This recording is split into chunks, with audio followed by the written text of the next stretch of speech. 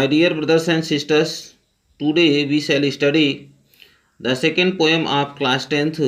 The name of the poem is Fire and Ice. This poem has been composed by Robert Frost. प्रिय भाई बहनों, आज के video में हम सभी क्लास 10th के सेकेंड पोएम का अध्ययन करेंगे। पोएम का नाम है फायर एंड आइस। इस पोएम को रॉबर्ट फ्रॉस्ट के द्वारा लिखा गया है। यहाँ देखेंगे, some say the world will end in fire, some say in ice.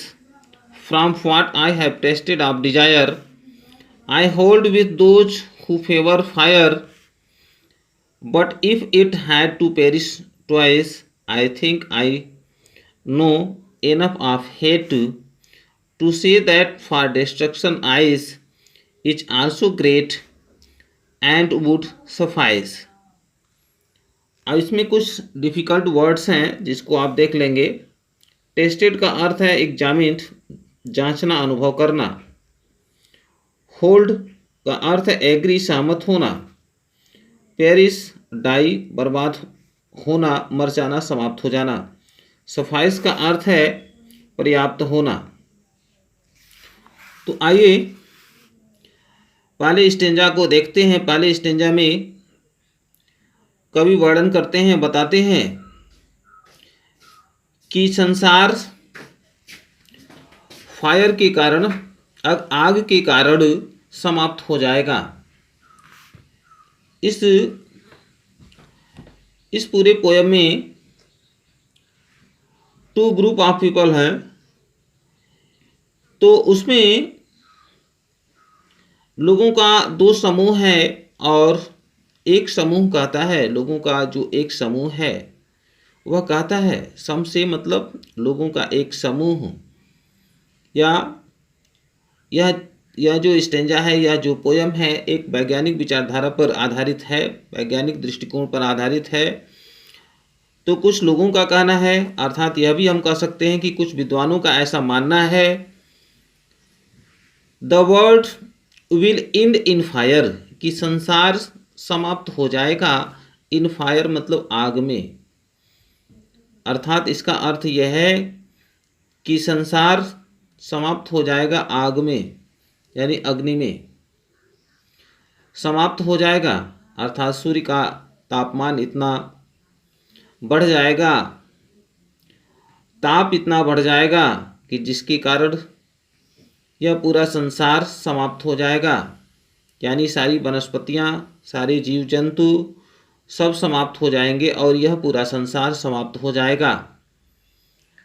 तो पहले लाइन में यह बताया गया है कि कुछ लोग यह मानते हैं या कुछ विद्वानों का ऐसा मानना है कि संसार आग में समाप्त हो जाएगा।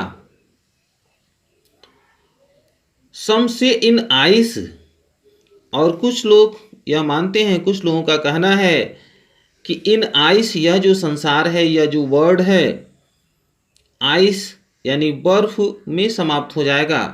अर्थात संसार का जो तापमान है, वर्ल्ड का जो टेम्परेचर है, तापमान है, वह इतना कम हो जाएगा, इतना लो हो जाएगा कि पूरा यह वर्ल्ड एक बर्फ से युक्त स्थान बन जाएगा जिस पर जीवन असंभव होगा। तो कुछ लोगों का मानना यह है कि बर्फ के कारण संसार समाप्त हो जाएगा। From what I have tasted of desire, कवि कहते हैं जो कुछ मेरा अनुभव है, जो कुछ भी मेरा अनुभव है ऑफ डिजायर, यानी इच्छा से, इच्छा के कारण यह संसार समाप्त हो जाएगा। और डिजायर क्या है? यह फायर को ही सिंबलाइज किया गया है डिजायर्स के रूप में। तो कवि कहते हैं कि from what I have tested of desire, यानी जो कुछ भी मेरा जो अनुभव है और मैं अपने अनुभव से यह व्यक्त करता हूँ, यह बताता हूँ कि डिजायर के कारण यह संसार, यह वर्ल्ड समाप्त हो जाएगा। I hold with those who favour fire. तो कवि इसमें बताते हैं कि मेरी जो अभिलाषा है, जो इच्छा है, जो अनुभव है, यह बताती है कि जो डिजायर है यानी इच्छा, इच्छा के कारण यह पूरा संसार, यह वर्ल्ड समाप्त हो जाएगा। अर्थात डिजायर का अर्थ यह इच्छा यानी किसी चीज को पाने का जो इच्छा होती है, जो जुनून होता है, वह डिजायर होता है। और डिजायर के कारण ही यानी लोगों में किसी चीज को पाने की तीव्र इच्छा होती है, तीव्र उत्कंठा होती है, तो डिजायर के कारण ही कवि कहते हैं कि एक दिन यह जो वर्ड है समाप्त हो जाएगा। I hold with those who favour fire. तो कवि कहते हैं कि आई होल्ड विद दोज यानी मैं उन लोगों के साथ रहता हूँ, यानी मैं उन लोगों का सपोर्ट करता हूँ, हु फेवर फायर, जो यह मानते हैं कि आग के कारण ही यह दुनिया समाप्त हो जाएगी, यह संसार समाप्त हो जाएगा। तो इसको देखेंगे, आई होल्ड विद दोज, मैं उन लोगों के साथ हूँ, अर्थात मैं उन लोगों का सपोर्ट करता हूँ, हु फेवर फायर, जो आग के पक्ष में हैं, यानी आग से मानते हैं कि यह संसार समाप्त हो जाएगा। दूसरे स्टेंजा में देखेंगे, but if it had to perish twice, I think I know enough of hate to say that for destruction ice is also great and would suffice. तो इसमें संसार को समाप्त होने के लिए दो तरीके बताए गए हैं कि संसार या तो डिजायर के कारण समाप्त हो जाएगा अथवा आइस के कारण समाप्त हो जाएगा। इसीलिए इस पोएम का नाम भी यहाँ पर फायर एंड आइस रखा गया है। तो इसके दो कारण बताए गए हैं कि फायर एंड आइस, अर्थात पहले स्टेंजा में बताया गया है कि फायर के कारण, अत्यधिक तापमान के कारण यह पूरा संसार क्या हो जाएगा, झुलस जाएगा, समाप्त हो जाएगा, और इस तरह से यह पूरा संसार समाप्त हो जाएगा। और दूसरे स्टेंजा में देखेंगे, but if it had to perish twice, किंतु यदि, इट का अर्थ है word, but if it had to perish twice, किंतु यदि संसार को दूसरी बार नष्ट होने का अवसर मिलता है, तो आई think I know enough of hate, तो मैं यह मानता हूँ, मैं यह सोचता हूँ और मैं यह जानता हूँ कि हेट, जो घृणा की भावना है, नफरत की जो भावना है, यही पर्याप्त होगा। यानी नफरत की भावना ही संसार को समाप्त करने में, इस वर्ड को समाप्त करने में पर्याप्त होगा। तो इस दो लाइन को पुनः एक बार देखेंगे कि but if it had to perish twice, किंतु इस संसार को दोबारा नष्ट होने का अवसर मिलता है, तो मैं यह सोचता हूँ कि नफरत के कारण, घृणा के कारण यह संसार डिस्ट्रॉय हो जाएगा। To say that for destruction ice is also great, और यह कहना कि बर्फ के कारण, यानी अत्यधिक तापमान लो होने के कारण, यानी सब कुछ नष्ट हो जाएगा, समाप्त हो जाएगा। इज आल्सो ग्रेट, यह भी एक बहुत बड़ा कारण है, यह भी एक बहुत बड़ा कारण है। एंड वुड सफाइस, और यह भी क्या होगा, पर्याप्त होगा। तो इसमें बताया गया है कि इस पोएम के माध्यम से बताया गया है कि यह संसार दो तरीके से नष्ट हो जाएगा।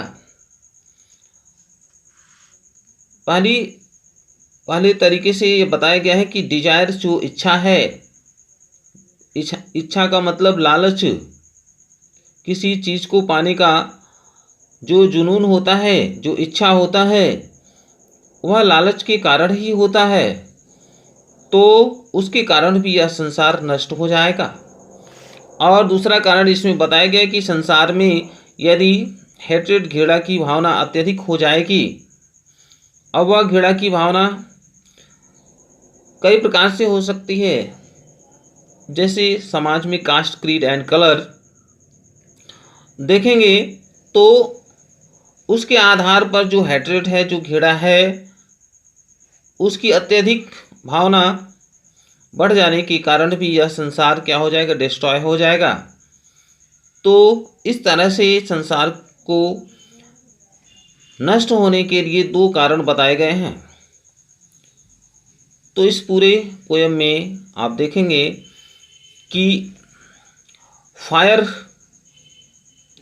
की तुलना डिजायर से की गई है और आइस की तुलना हेट्रेड से की गई है, हेट से की गई है।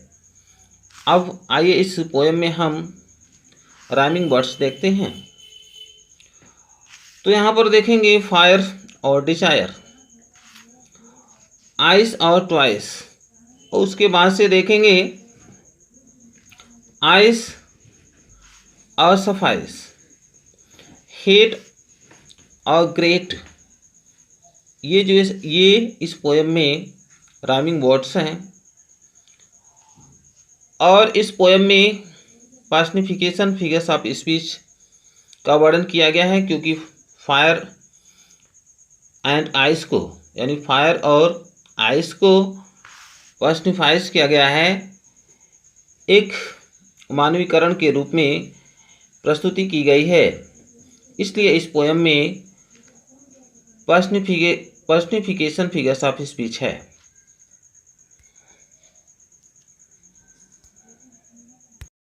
आइए इसका इंग्लिश एक्सप्लेनेशन भी समझ लेते हैं। Fire and ice, it is a symbolic poem. This poem has been composed by Robert Frost.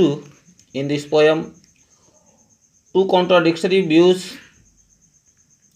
have been described: that the world would end. The idea of the possible destruction of the world is based on scientific theory. Some scientists say that the world would be scorched because of global warming, while others says that it would be frozen to its end because of excessive cold. Fire represents violence and fiery passions like anger, cruelty, etc. These destructive passions of humans may bring the end of the world. In the same way, ice represents cold feeling like hatred, jealousy, indifference, selfishness, etc. In this way, ice would destroy the world also. प्रिय भाई बहनों, इस आज के video में, इस poem में आपको हिंदी और इंग्लिश एक्सप्लेनेशन आपको बताया गया। फायर एंड आइस नामक पोएम को बताया गया, समझाया गया। आशा है कि आप निश्चित रूप से समझ गए होंगे। और यदि आपको यह वीडियो अच्छा लगे तो लाइक, शेयर, सब्सक्राइब करेंगे और निश्चित रूप से कमेंट के माध्यम से बताने का प्रयास करेंगे। धन्यवाद।